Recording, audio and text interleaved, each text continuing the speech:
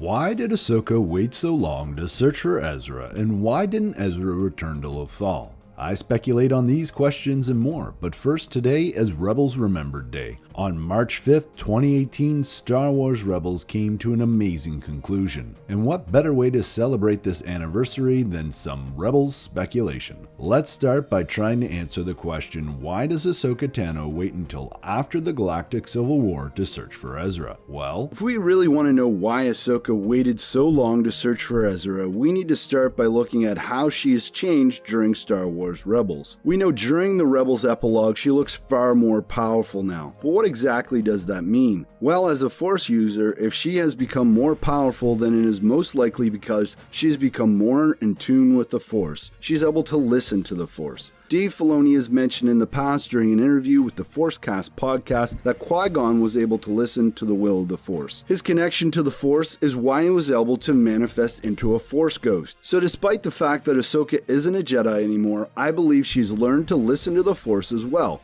just like Qui-Gon. But how did this happen? And could she listen to the Force during Rebels? I don't think she could listen to the will of the Force during the Rebels series. This is because, as Thor Skywalker mentioned in his video on a similar topic, Ahsoka had a great deal of guilt and despair about walking away from the Jedi Order, and even more so after leaving her master Anakin Skywalker. After her fight with Darth Vader, she now knows that Anakin was the one that made that choice to become Vader, that she cannot save him, and in knowing this, I believe that she's able to release her guilt and despair that she's holding on to. Releasing this guilt is what allows her to become more at peace as a Force user, and since she is more at peace, it is easier for her to listen to the will of the Force. But what would be the will of the Force? What does she do during the Galactic Civil War? Well, we really already know the will of the Force. Luke Skywalker will turn his father back to the light side, and as it was prophesied, he will bring balance to the Force. That said, an interesting question is, does Ahsoka know that Luke will be the one to redeem his father? She could have seen this play out if she returned to the world between worlds.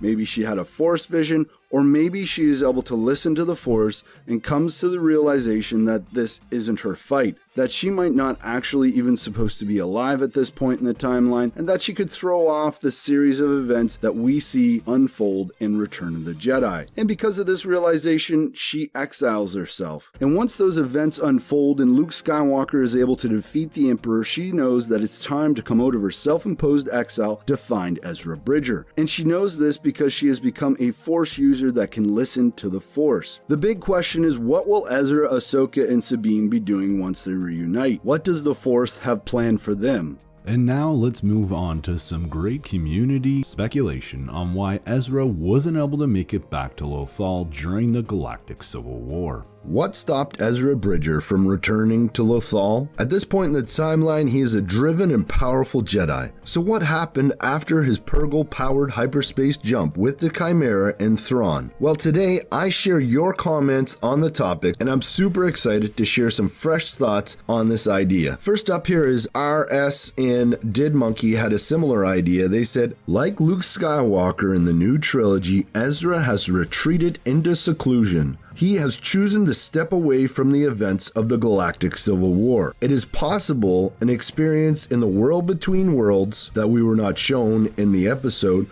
revealed to Ezra that he was not needed to end the actual war. Maybe he understood his role in the war was simply to save Lothal and tip the scales in the rebels' favor by removing Thrawn. Once this was done, Ezra knew that he had to stay away so not to upset the course of events. Yeah, this, guys, is definitely something I hadn't thought of before, and I like it. But after 4 seasons of Rebels, I don't see Ezra as a character that would lay down his lightsaber like Luke Skywalker. I think he's sort of his own character. He's very determined and wants to be there for his space family, Hera, and the other Ghost crew. Now, I'm not saying that things could change. If Ahsoka had contacted Ezra, for example, and let him know that he must stay hidden or else the Empire wouldn't be defeated, then maybe I could see him not returning. But great theory crafting there, RS and Did Monkey. Thanks for that, guys. Moving on here, we have Drake. Drake says, Ezra is shipwrecked on a planet where he avoids Thrawn and the remaining troopers. Now, I did a complete shipwreck theory, and I'll have that linked up top.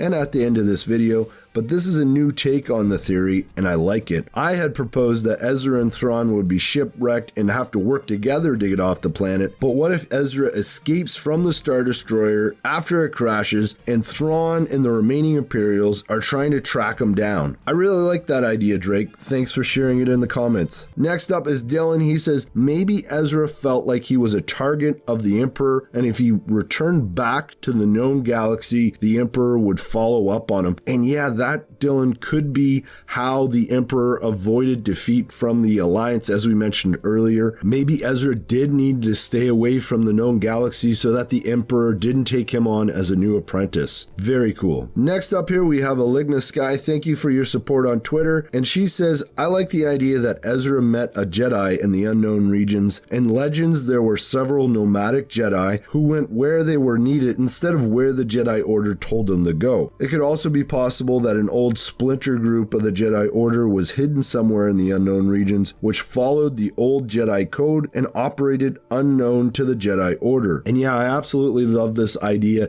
It's almost like Ezra and Ahsoka could become sort of like a ranger from Dungeons and Dragons, where they have a certain section of the galaxy or planets that they look after, or they travel to locations where people are trying to exploit the natural environment. However it works, I really love the idea of the Jedi working more independently and not necessarily having a Jedi Order. Thanks for that theory crafting, Alegna. Really cool. And let's move on here next to Jet Blast 190. He says, Thrawn and Ezra have one thing in common. They'll both go to extremes to protect their homeworlds. The threat to the Chiss was so great that Thrawn was sent to serve the Empire in the search of a powerful ally. This is a great point, Jet Blast 190, and it really shows a commonality between these two great characters that may bring them together to work on something or escape back to the known galaxy. Thanks for that great comment, and keep them coming. I'm going to link to my Thrawn and Ezra shipwreck theory. As I mentioned before, be sure to check it out, and may the Force be with you.